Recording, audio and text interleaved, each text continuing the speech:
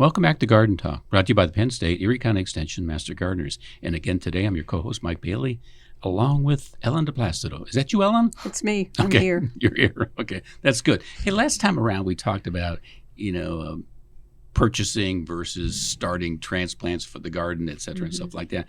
And one of the things that we didn't mention right at the very end and that I'd like to kind of chime in on is that I like to buy plants that are relatively small and still kind of in their vegetative state, if you will. What I mean by that is that they're growing a lot of plant material, but they're not producing blossoms yet, because I like to get them in the ground and have them have a couple of weeks where they can extend their roots out into their new environment before they start blossoming and producing fruit. Because production of fruit takes a lot of water, takes a lot of energy, takes a lot of minerals, and you have to make sure that you have that root structure there to support that. Okay. But what about what we call direct seeding? And what is direct seeding anyways? It's kind of obvious, but why don't we mention it? Well, direct seeding is when you basically plant the seed directly into the soil, and you're not planting transplants or something like that. So you're planting seeds like your corn, we mentioned your radishes, your beets. You direct seed those primarily. Yeah, it's not worth your time to try to, I'm not even sure you can buy some of those things in a store, in a container. Okay, yeah. They do so well being directly seeded into the garden and grow then, and that way they don't suffer any kind of what we call transplant shock. Do they? Where they have to kind of readjust to that new environment that they're going into. So when you direct seed, what are kind of the things you need to pay attention to? Well, primarily, we try to stress that you follow the directions on the seed packet. Well, then, come on. Which means that it will tell you how deep you want to plant those seeds, when you want to plant them, and basically how moist that soil should be or not be when you plant those seeds. Yeah, and the right time really kind of comes down to, the temperature of the soil. Temperature of the soil and the air and the nighttime temperatures.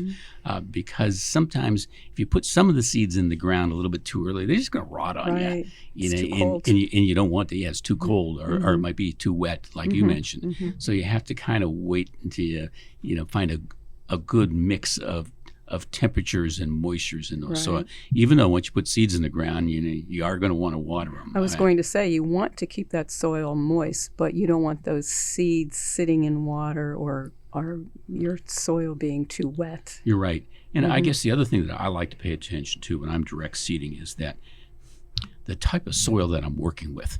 If it's a type of soil that's going to crust over, once it gets wet, especially if you're dealing something with relatively small, like carrots and beets or lettuces and stuff like that, I like to kind of put a little bit of mixture of potting soil and the regular soil together.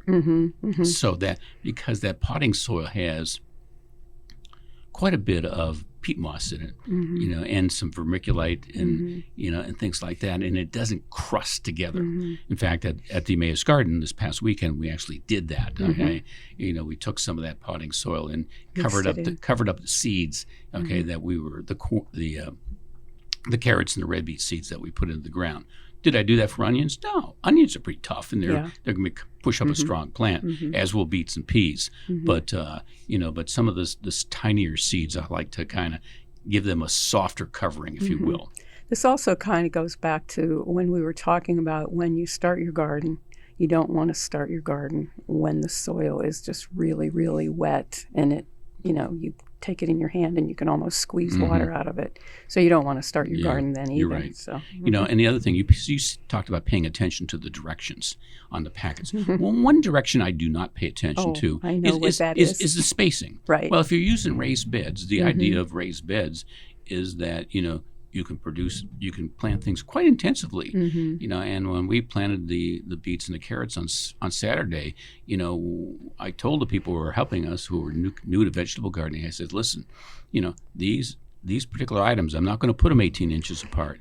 We aren't going to walk down the rows. We're gonna put them in rows about 2 inches apart, okay, and go with it like that. Yeah. So, and they were kind of surprised, but I said, be patient, we'll watch this grow throughout the course of the season, Yeah. and I think I'm going to be able to convince you that this was the better way and the more productive way of doing Yeah. it. You had to train me, and now I get it after 8 years. Okay, and the newly germinated seeds, you got to keep them moist. Because those new roots can really dry out in a hurry. In fact, we planted those beets, those carrots on Saturday. And yesterday we had some torrential downpours. I'm interested to go back to the garden See what happens. See if they washed away on me. So we might have to replant. Well, right? you're right. Sometimes you do end up having to replant. And that's one of the advantages of direct seeding. It's inexpensive. Yes, you're right. In fact, I even wrote that down that you might have to replant on occasion. Yeah. So, anything else you can kind of think of, Ellen, to kind of,